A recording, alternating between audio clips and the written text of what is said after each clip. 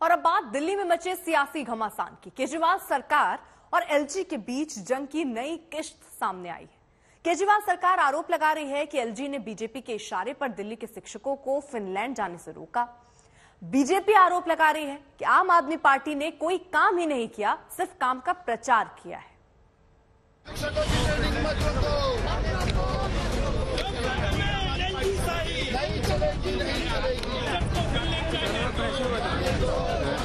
दिल्ली सरकार और उपराज्यपाल के बीच तनातनी बढ़ी तो जोरदार विरोध नजर आया। आम आदमी पार्टी के नेताओं का मोर्चा दिल्ली की सड़कों पर उतर आया। शाही नहीं चलेगी, शाही नहीं चलेगी। हाथ में बैनर पोस्टर लेकर उपराज्यपाल के आवास की घेराबंदी की। खुद सीएम केजरीवाल और डिप्टी सीएम ने इस मोर्चेबंदी की अगुवाई की।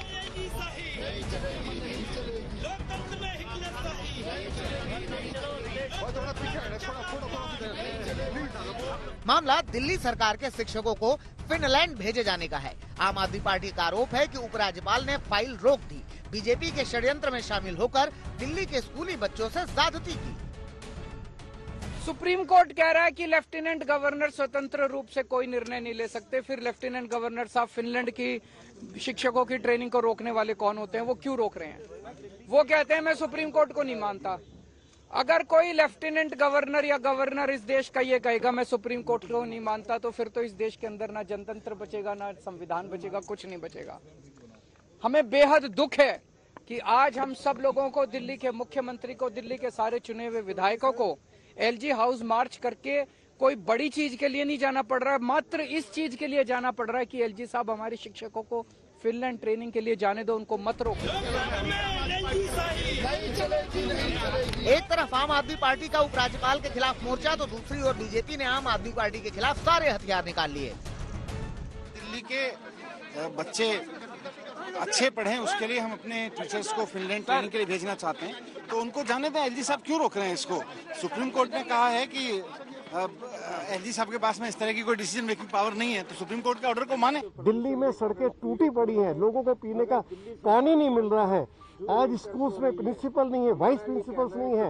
आज दिल्ली के 70% स्कूल्स में कॉमर्स और साइंस की पढ़ाई नहीं है। आज दिल्ली सरकार के जो कर्मचारी हैं, जो अधिकारी हैं, उनको समय पर वेतन नहीं मिल रहा है। मोहल्ला क्लिनिक बंद पड़ी हुई है, उनमें दवाई नहीं है। जो हमारे डीटीसी में मार्शल्स हैं, उनको सैलरी नहीं दी जा रही है। उपराज्यपाल की घेराबंदी करने से पहले दिल्ली विधानसभा में भी जोरदार हंगामा हुआ। सत्ताधारी आम आदमी पार्टी के विधायकों ने सदन के वेल में जाकर नारेबाजी की, जिसके बाद सदन की कार्यवाही स्थगित करनी पड़ी। संविधान और संविधान पीठ का फैसला है कि एलजी साहब किसी चीज को रोक नहीं सकते।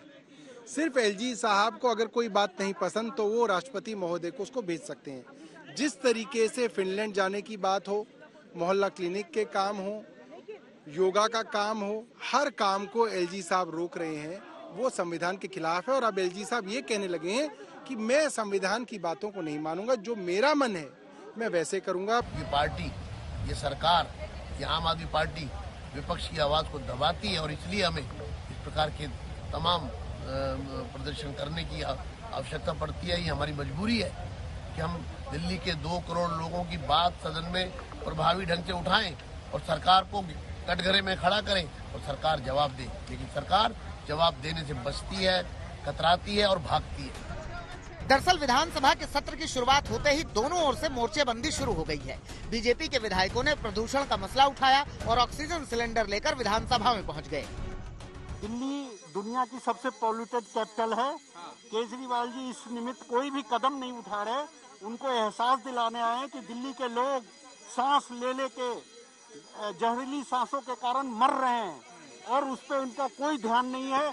इसलिए उनको बतलाने आए हैं कि आप सबको एक एक सिलेंडर फ्री में बांटिए ताकि दिल्ली के लोगों का जान बचाया जा सके। दिल्ली में बीजेपी और आम आदमी पार्टी के बीच जारी सियासी तनातनी लगातार बढ़ती जा रही है। एक तरफ से काम करने का दावा है तो दूसरी ओर काम के दिखावे का आरोप है। दिल्ली से राम किंकर सिंह और पंकज जैन के साथ आज तक ब्यूरो।